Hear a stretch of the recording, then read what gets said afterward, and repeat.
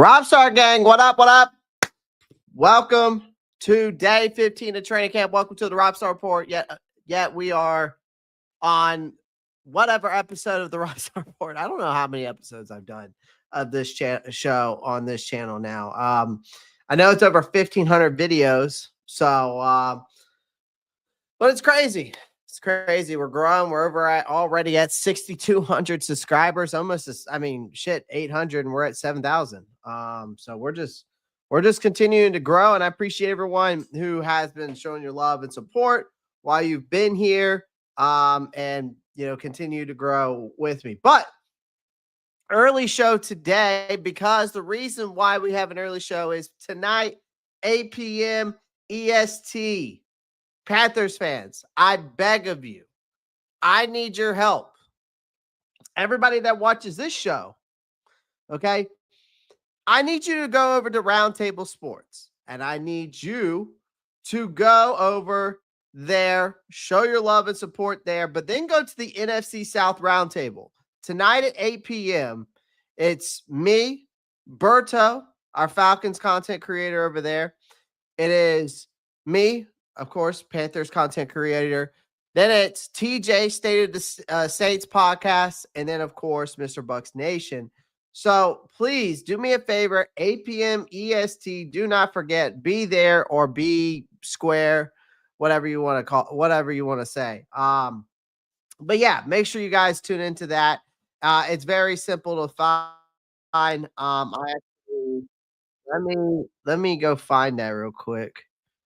I'm going to go ahead and put a link in the chat for tonight's show.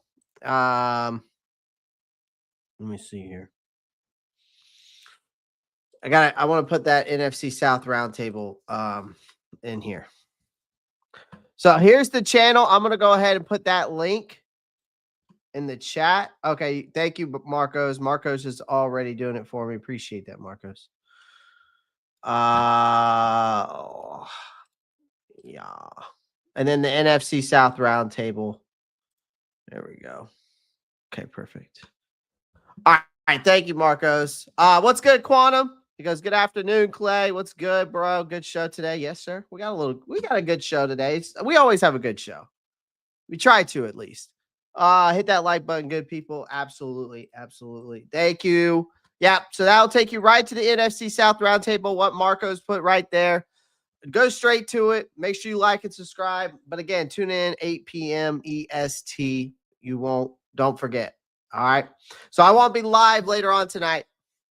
I will be over there on the NFC South Roundtable talking my shit at these Falcons and Saints fans and Buccaneers fans. Because we already got heated. And it was episode 1. So I've got to start. I'm going to have to start talking my shit when I get over there.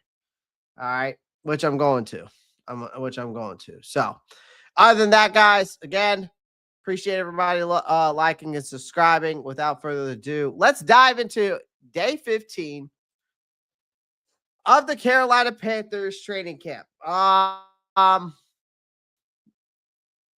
They had a rain delay first off today, just for some of you guys that don't know. They did have a rain delay today. So they got started late. They got started late. Hold on one second. Put this. There we go.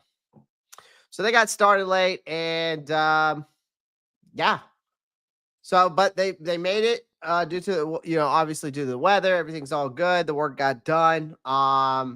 So there was some evaluation that I did on my own. And from what I was seeing on Twitter from the beat writers, and then of course what the from the press conferences, we had Jaycee Horn was up there, Brad Ezick, special teams coach Tracy Smith, Ejiro Evero was up at the podium. So a lot to take in from today. The first thing I want to talk about is the safety battle.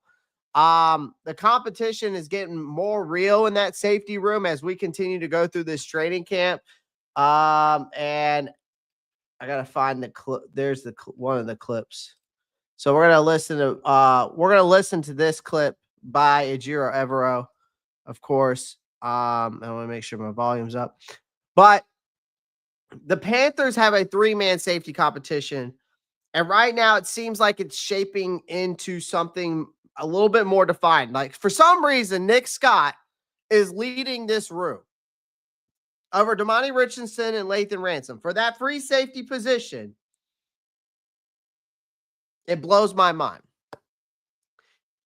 Nic Scott did not show me anything last year. He has not shown me anything in training camp. There has not been a word about Nic Scott doing well in this training camp or anything like that. At least I haven't seen it. I haven't seen clips of him. The only person that I have seen is Demani Richardson and Lathan Ransom and Tre'von Moehrig. I've even seen some of the other guys that are making plays or that are out there. So I don't understand this whole thing with Nic Scott coming to fruition. And I think it's got to be an Evero move, honestly, ladies and gentlemen. You know, yeah, I mean, Marcos is right. Like he was one of my, if we did stock up, stock down after that Cleveland Browns game, and he was stocked down because he caused that fumble on the punt. I think what was it? The punt return that caused Trevor Etienne. So, you know, I don't know, man. I don't get it.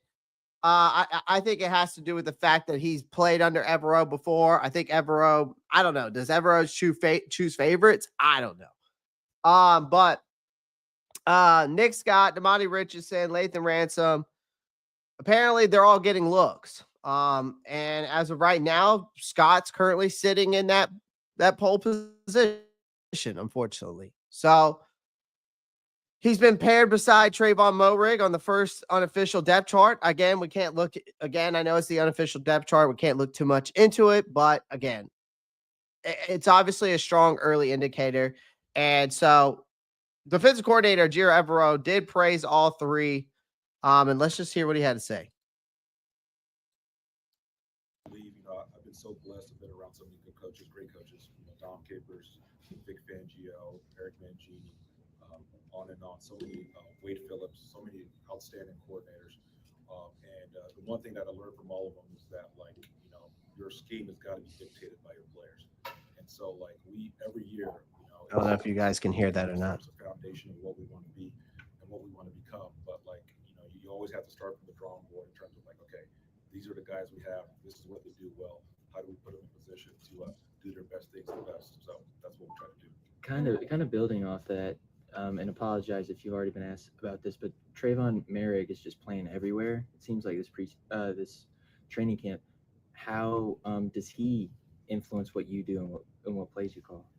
Yeah, I mean, you just think about, like, some of our best players on defense. He's certainly going to be up there. And it's the name of the game is, like, giving your best players the hard downs, right? So we want Jaycee Horn to have the best, the hardest coverage downs. We want, Derrick we're going to stress him to play the run game and play T gaps, and it's no different. It's my job to put him in position. I'm talking about Trey, to put him in position. What's up, Jeff? His best stuff comes alive, and he can go have some of those splash plays for us. How do you feel about the other safety spot right now? I feel good. I mean, those guys are doing a heck of a job. They're improving. They're growing. Coach Hill is doing a great job with them, and just kind of seeing what Demani is doing, seeing what Lathan is doing, seeing what Nic Scott is doing.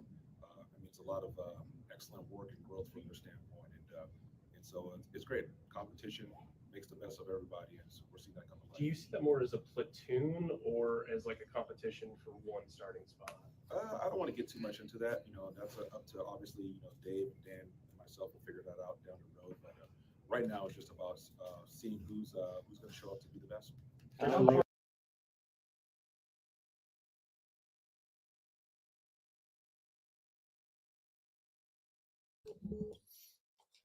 Sorry about that. The wife called me.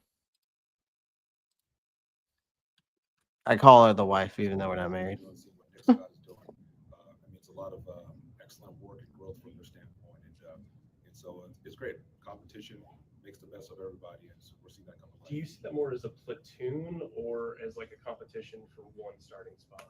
I don't want to get too much into that. That's up to obviously Dave and Dan and myself will figure that out down the road. But right now, it's just about seeing who's going to show up to be the best. All right. So basically, what I took away from that, and this is what he said from word for word. He said, basically, he's praised all three of the guys, right? And what he said for word, this is from out of Ejiro Evero's mouth. He's saying that those guys are doing a heck of a job. They're improving. They're growing. The competition makes the best of everybody. And we're seeing all that come to life, all right? So that's the polite version. I think the realistic version here is that Scott is holding the job until someone rips it away. I hate to say that, but that's where that from what I'm getting out of what he's saying, that's what I'm translating into my mind. That's the polite version of what he said. I think the realistic version is that Scott is holding the job until someone truly rips it away. I feel like we've seen a lot of Ransom and Richardson, and I think they both have showed progress. But I think what Evero is doing here is he's taking the experience, and I don't know why he thinks that Scott is consistent, but he obviously thinks there's some consistency there with Nic Scott, which for some reason would give him the advantage heading into this next preseason test. I don't get it, to be honest with you. I don't see it. I feel like we've seen a lot more out of Lathan Ransom and Richardson in training camp because, I mean, unless these beat writers, because I haven't seen any of these beat writers give anything to Nic Scott. I haven't seen any clips of Nic Scott. So where this is coming in about Nic Scott being the guy, now again, it is an unofficial depth chart. I'm not buying it. Whatever Evero is selling with this safety position, I'm not buying it. I'm not. Evero is on my hot seat this year, ladies and gentlemen. If you can't tell.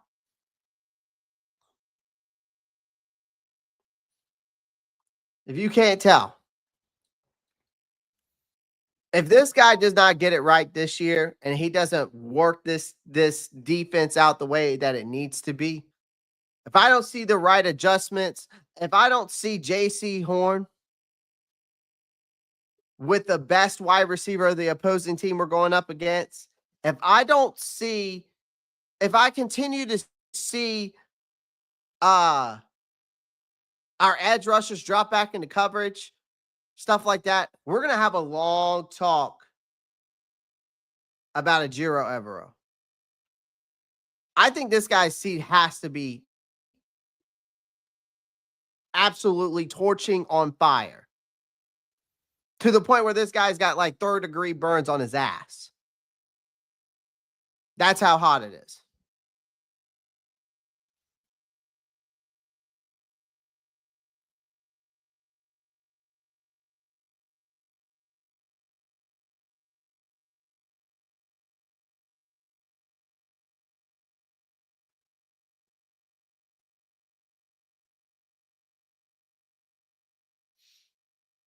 Oh, sorry. Wife is texting me about something. Apologize about that. Anyways, so again, he's gone with the guy that has more experience and I think has had more consistency in his scheme, right? And that's just based off of past production, but we haven't seen it here. I can tell you that. So it is what it is, man. It's your job at the end of the day, Ejiro Evero. It's your job. You continue to run that complex 3-4 scheme. You continue to drop those edge rushers back in coverage. You continue to put your, I guess I would say your favorites, not necessarily experience or consistency. You continue to not make the correct adjustments, and you continue to keep Jaycee Horn on one side of the field and see how fucking far that gets you. That's all I'm going to say. I can't stand Ejiro Evero anymore at this point. I know it's an unofficial depth chart. I get it, but I just can't. It blows my mind. It blows my mind. Matthew Wright, 4 for 5 on the skinny post today. So Matthew Wright, rookie, Fitzgerald, the competition. It's been solid. It's not settled. Obviously, both of these guys remain locked in, fighting for that kicking job. Wright connected on an extra point against Cleveland. Fitzgerald hit a 32-yarder later in that game. And then on Tuesday, Matthew Wright goes for 4 for 5 on the skinny post. So that's a solid showing in very imperfect weather. And there's a clip I'm going to play here. This is Tracy talking about behind the scenes with it's this one right here. I'm talking about the kicking battle. Basically what he says is that both guys are doing a really good job. Both made their kicks in the game, but and that's the most important part of it. He says we have NFL kickers on the roster. So, but let's just hear it from the horse's mouth. That you evaluate. Well, the warm-up set before that is at least twice as long, not 3 times as long. All those teams are the same case for them, taking the team out of it. So that matters. They're pre-game set in all the various stadiums that we're in throughout the time. That matters as well. The joint practice, wherever you can. And then those 5 cases you're seeing at midtime, that's showtime. The kickoff period counts, or the kickoff return period interval in that day. All of that kind of goes into it. In the end, you try to see who's best for the team. Well, their warm-up set before that is at least twice, not 3 times. Again, with the Panthers kicking battle, Smith says NFL kickers line is the equivalent of a teacher saying, to me, when I just feel like with the kicker thing right now, I mean, I think what Tracy Smith is saying with the NFL kicker line is like almost like the equivalent of a teacher saying all their students are capable. Like it's true, but it's not necessarily like high praise. Like this job won't be decided until probably the final week of August. Like that's where I'm at with this. So Eric Blair, what's good? Amazing K, what's good? Appreciate you guys joining the live stream in the chat. Jeff R, I see you, my guy. Appreciate you coming through as well. All right, let's move on. Let's move on to some more news today. Let me find. I want to find the one of Jaycee.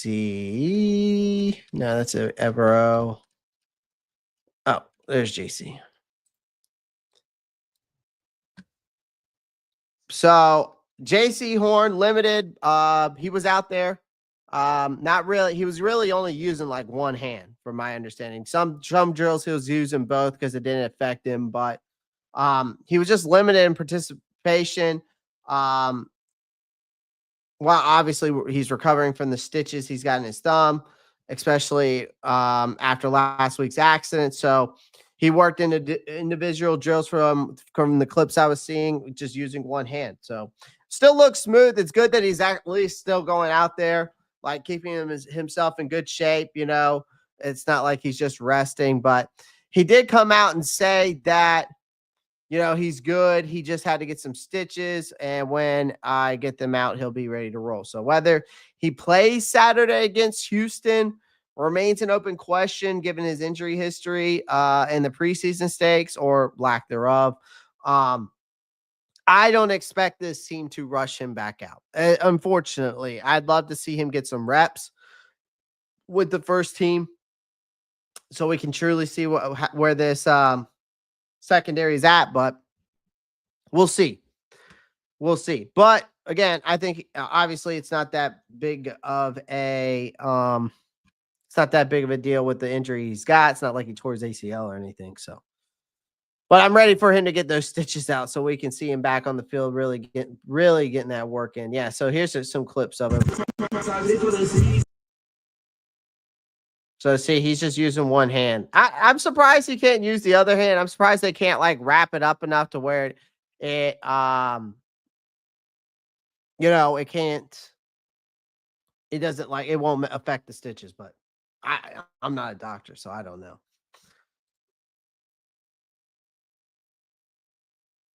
I saw a video where Cleveland could not catch the kickoff could not catch the kickoff kicks due to Wright finding the sweet spot due to him turning the laces out when he kicks it. I have to find it, post it in the Discord. All right, that's kind of cool.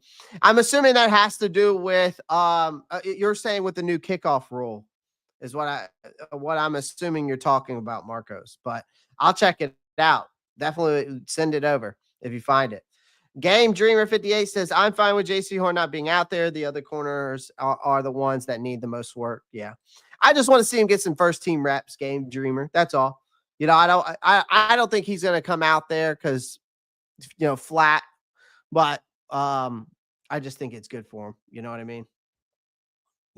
So offensive line rotation, though. Cade Mays no longer in the center competition, is working at left guard. Now, I reposted this and I retweeted this, and I said, let's go ahead and repost the live. But this is what I said. I'm not shocked that they've got Cade Mays repping at left guard. Lewis and Zavala banged up still. They're not giving Christensen a shot there. I'm just surprised that they're not giving, Christensen,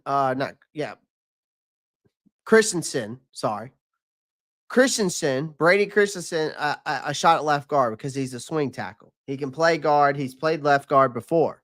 He's played inside alongside Ike Ekwonu. But it's crazy because we've used 7 different guards and 8 different right guards. We used 7 different guards, left guards, and 8 different right guards back in 2023. Y'all remember that? When Bryce got sacked 62 times?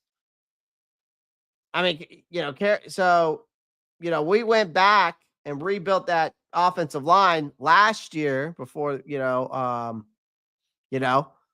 we rebuilt that depth. So, so far they're testing it thoroughly, but, obviously with Lewis sideline with that shoulder, you got Cade Mays moved to left guard a day after losing the center battle. I'm wondering too, though, is that's the reason why they're putting Corbett there at center, because of Zavala and Damian Lewis, and they're putting Cade Mays over at left guard. Maybe not because he really lost the center battle. It's because of both of those guys being out at left guard. I don't know. Jatry Carter got the preseason opener start, but I think Tuesday's rotation was about cycling through the combinations. And Brad Ezek actually came out and said, I don't know if I can find the clip of Brad Ezek talking about I don't think I have it I don't know if I have Brad Ezek's, what he said. But anyways, I do have his quote here, but Brad Ezek did put it bluntly, saying that it's a blessing in a way. We get to see who we have waiting in the wings, and going against a real aggressive defensive line is the perfect test. So, again, he also gave a lot of praise to like Derrick Brown too. Like the defensive line test starts obviously with Derrick Brown, and who Ezek says is very much back. Basically, if you're a backup guard trying to make the roster, there's no better or worse crash course than lining up against him. Again, good news though is Robert Hunt returned after that Monday's brief ankle scare, so giving the starting group some stability there, which is good news. So Jamar Young comes in and says EJ's holding this team back. I wouldn't be surprised if that's the case. I wouldn't. Could be. But I would not be surprised if that's the case.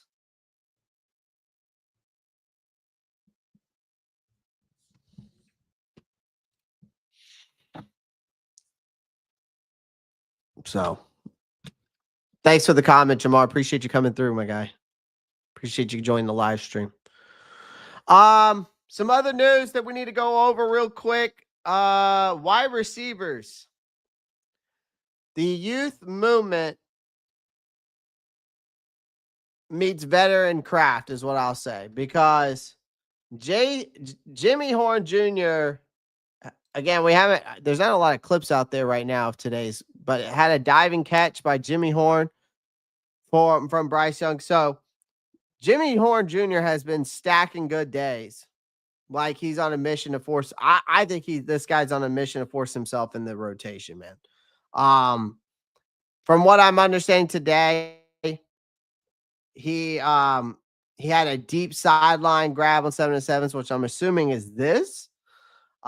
He beat Michael Reed again. According to reports, Michael Reed was jersey tugging, and then he lays out for the catch. As you can see here, diving catch. I just need a clip. I need clip of this. All right. If there's a clip out there, send it my way. But Jaycee Horn even came out and was talking about how Jimmy Horn Jr. has been, and quote for quote says, "You got to put hands on Jimmy. He's too fast. He plays tough. I don't think he gets enough credit for for that with his size." So not to be outdone though, Hunter Renfrow ended practice with a red zone touchdown. His route stem, shook the defender just enough from reports. Bryce Young throws right on the money. It was textbook Renfrow, from technical to efficient, everything. So shout out to Hunter Renfrow. So Hunter Renfrow again, back out on the field. Good to see him back. Getting himself back to where he needs to be in this line, out on the field. So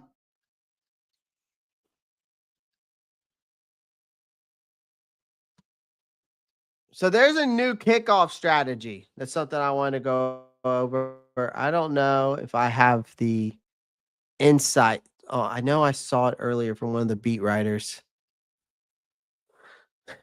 Just trying to see if I find anything in here about it. I know there was some insight on it earlier. It was on the press conference. I don't know if it was in Tracy's press conference. Can't remember. That was the kicking competition.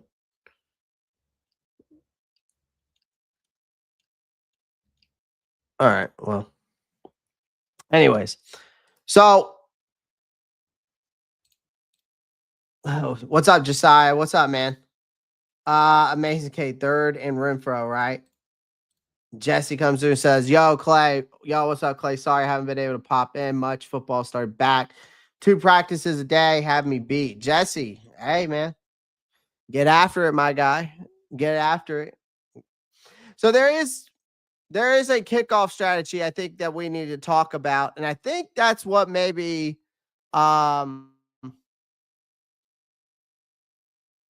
what Marcos was alluding to earlier.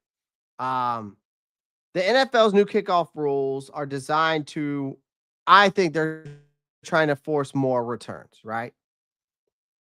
So I think Tracy Smith from his press conference, I remember him correctly talking about it and how they can exploit it by dropping the ball in the landing zone, right?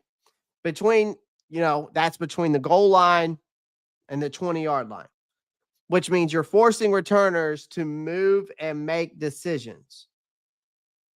Well, if we go back and watch the tape, and it's crazy to think about how important this is, because against Cleveland, they did that. The strategy paid off. Returns averaged just 17.7 yards. So with one drive starting at the 10-yard line. So Tracy Smith deadpanned his tactical approach here. And this is kind of what the quote for quote, what he said was saying that I say left and then we see what happens, sometimes right. And then if we really want to change it up. So behind the humor, there is some real precision there because different hang times, bounces, placement angles that most fans won't notice, but special teams coaches obsess over this type of stuff. So again, this can benefit us from a defensive standpoint, again, because of where we kick the ball off and that landing zone that Smith is trying to exploit. So that they're not they're only averaging 17.7 yards off the return. Okay. And one return is starting at the 10-yard line. So again, they're forcing returners to make the move and make that decision whether they're going to return it or not. And I think it's smart. How confident are we in Bryce? I think he's going to ball this season for real. Again, all I'm going to say is this, Josiah. I have expectations. Do I believe in Bryce Young? Yes. But I have expectations for this season. I have some very high expectations today. So I gotta find the clip real quick of Ejiro Evero. That's that. Oh, here we go. No, this is it. Feel like every year is their own entity. Yeah, kind of to go back to the same point, I don't really look at it that way. I feel like every year is their own entity, and what you can get last year, good or bad, really doesn't matter moving forward. And I'm excited about this group. I'm excited about what they can do, and that's what my focus is. So Evero talked about in one of his, maybe I can find his press conference. Let me go to Carolina, and I can find the clip because he was talking about. Because this was one of the things I took away from his press conference today, because he was talking about the rookie edge rushers. Let me see if I can find it. Oh, wait, is that the diving grab? No, that's not. Jimmy Horn Jr. makes a diving catch at practice. Well, they said Bryce threw the ball. It was Andy Dalton. That was a dirty-ass play. Trying to find, let me see. Evero. Where you at? There we go. He talks about the edge rushers, so I got to find it. Did you really? I did. Are you make an opening statement? Yeah. Are you ready? Okay, beautiful. So yeah, I do. I like making an opening statement. So yeah, obviously we're back in football, and it's exciting to be back with the guys. And I'm really enjoying this group of players that we have. They give us so much energy, and they give the best. They're coachable. They give great effort in the classroom, in the meeting room, in the on the field, in the weight room, all those different types of things. And so, I just want to give a little kudos to our staff as well. They are just doing an excellent. Guys, there is over 37 of you on YouTube. Can you please do me a favor and smash that like button? I would greatly appreciate it. We're trying to reach a live goal of 100 likes or more every live stream. I know that's not easy to do when we only have 35, but the more likes we get, the more chances of you guys getting a major giveaway. But also, it helps the algorithm get out there to maybe someone that doesn't know my channel. And then that's how we start hitting the 100 likes or more. And then guess what? We do a major giveaway. So I would appreciate it if you just like and subscribe. That's it. Appreciate you guys. We'll get back to it here.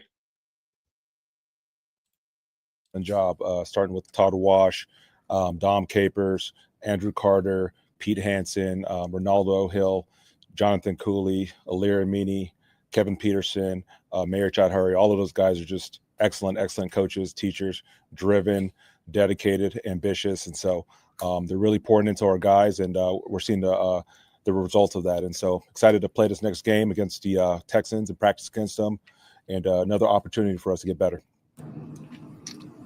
I have a two-part question. We've seen all the stats and all those things last year. You guys had some injuries on that side of the ball. Was there any point in last season where you thought that it was a possibility that you wouldn't be back for 2020? No, you just really just can't dive into that. I mean, we completely understand what we signed up for, and it's a production business. And if we don't do well, that's always an opportunity to happen. But I don't worry about that. I do the best I can, and pour into our guys, pour into our staff, and that's all you can do. As a follow-up to that, do you feel like you guys were able to get some players in the building that are more suited and have more experience in the 3-4 or the different schemes that you thought about for this team? No, I don't want to really compare to last year. I'm just excited about this group. Like I've said, I'm really, really enjoying this group of players. They're just fun to coach, and they give their best, and they're coachable. They give great feedback back to the coaches, and so yeah, I'm just focusing on the moment. You got an unusual group at outside linebacker, a couple vets, a couple of rookies. What have you seen? What have you learned about those guys in the last 2-3 weeks? They're getting better. They're getting better. It's very clear. And, the challenge with that position, especially in the spring, is that, you just can't have the contact that you need to really evaluate them, to really see how they're developing. And so it's been really, really good to see the pads on. We're going against tight ends. We're going against tackles. We're seeing a physical aspect of things. And so, and since the first day we put on the pads up to our padded practice yesterday, there's been a lot of growth and a lot of improvement. And so that's what we're looking for there. And so, yeah, you're right. There's a diverse group of guys. There's some guys that are pass guys, some guys that may be more run guys, but just the collective group, I'm really happy about them and really happy about how they're progressing. Hold on. To give great feedback. And I want to go back to that. And so, yeah, I'm just focusing on the moment. You got an unusual group at outside linebacker, a couple vets, a couple of rookies. What have you seen? What have you learned about those guys in the last 2-3 weeks? They're getting better. They're getting better. It's very clear. And, the challenge with that position, especially in the spring, is that, you just can't have the contact that you need to really evaluate them, to really see how they're developing. And so it's been really, really good to see the pads on. We're going against tight ends. We're going against tackles. We're seeing a physical aspect of things. And so, and since the first day we put on the pads up to our padded practice yesterday, there's been a lot of growth and a lot of improvement. And so that's what we're looking for there. And so, yeah, you're right. There's a diverse group of guys. There's some guys that are pass guys, some guys that may be more run guys, but just the collective group, I'm really happy about them and really happy about how they're progressing. Nic and Princely in particular, where have you seen them make the most strides?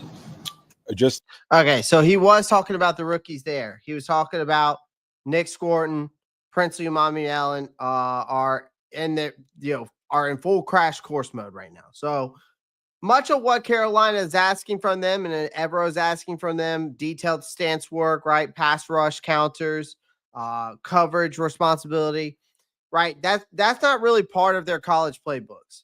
But Evero is pleased with the progress with these guys. As he said, from the first day in pads to now, there's been a lot of growth. He says they're getting better. It's clear. So with Pat Jones and DJ Wanham ahead of them, I think the rookies can learn without being immediately thrown into, heavy NFL snap counts. But, I know we didn't see much out of Princely in that last game against Cleveland. I think he had a tackle. I'm not sure how much, he didn't show as much to me as Nic Scourton did. Nic Scourton showed a lot of the hustle and, of course, a lot of effort out there. A lot of the raw talent was on display from him as well. So I'm hoping that maybe Princely will get some more burn against Houston. I really want to see what Princely can bring to the table against Houston. But yeah, day 15's in the books, ladies and gentlemen. I would, not a little bit to take away from here and there. With the Nick Scott thing and all that, if you need one takeaway from this, I'll say this. And from today's press conference from Brad Ezek, one thing I took away from that, just to give y'all some insight on something, go watch Brad Ezek's press conference. But the praise that he gave Derrick Brown tells me that Brown is back at full force, and everyone trying to block him is going to get humbled in that process. So, but yeah, that day 15 is in the book. Someone asked him about his love affair with Nick Scott. Yeah, I would love to ask him that myself, Rock Jones. So again, guys, day 15's in the books. Do me a favor, smash that like button, hit that subscribe button. Those were my observations from today, at least from my standpoint. Y'all can let me know yours in the comment section, what you've seen today or your observations. Maybe you listen to the press conferences. Give me your thoughts as well. But joint practice in Houston starts. It's in Houston, if I'm not mistaken, correct? Tomorrow. I'm pretty sure it's in Houston.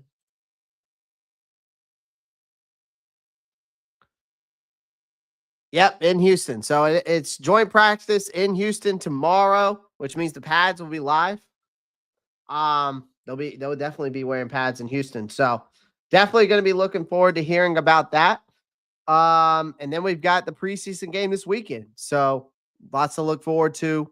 Definitely going to have some content coming out to you guys about all of that.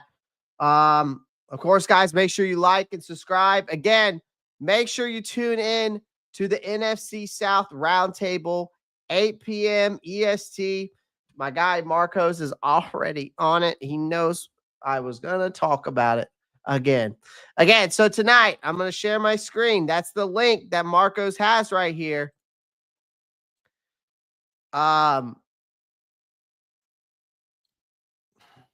This is it. See, Marcos is already in the chat. All right. Marcos is already in the chat. 8 p.m. I'm going to post it in my community chat. I'm going to post it up on X and in the Discord. Okay, so make sure you guys tune into this live tonight, 8 p.m. EST. This is every Tuesday for the whole season, ladies and gentlemen. This is every Tuesday night, 8 p.m. on the NFC South Roundtable.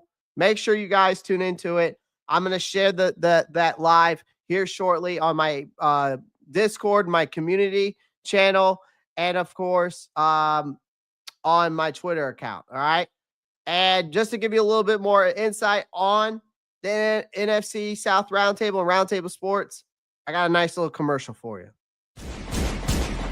Roundtable Sports Network brings you NFL divisional debate coverage on a weekly basis from your favorite content creators across YouTube, featuring the AFC East Roundtable live Monday and Wednesday evenings, the AFC South Roundtable live Tuesdays at 7 p.m. EST, the NFC South Roundtable live Tuesdays at 7 p.m. EST, the NFC West Roundtable live Tuesdays at 9 p.m. EST. The AFC West Roundtable live Tuesdays at 9 p.m. EST. The NFC North Roundtable live Wednesdays at 6 p.m. EST.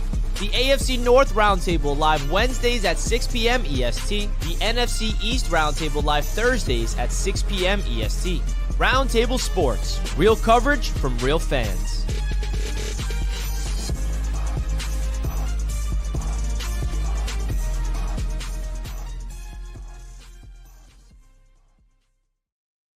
So I've been there.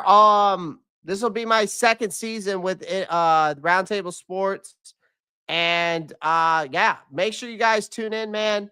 Make sure you tune into this live stream. I know it said 7 p.m. in the commercial. It's actually 8 p.m. So make sure you guys tune in. We need all Panthers supporters there, and all my supporters. Not even just my supporters. We just need all Panthers content creators there. Or not content creators, Panthers fans there, because there's more Saints, there's more Bucks, and there's more Falcons fans in this chat than there are Panthers fans. So please come through and do me a favor. All you got to do is go over there, like and subscribe, and just get in the chat and talk your shit to these NFC South rivals. All right. Other than that, guys, I appreciate all the love and support. I appreciate you all the love and support here on the Rockstar Report. I will see you tonight at 8 p.m. EST on the NFC South Roundtable. And, of course, I have more content coming out to you guys later on tonight as well. So make sure you tune into that. Other than that, guys, y'all know what to do. I'm out of here. Keep pounding. Peace.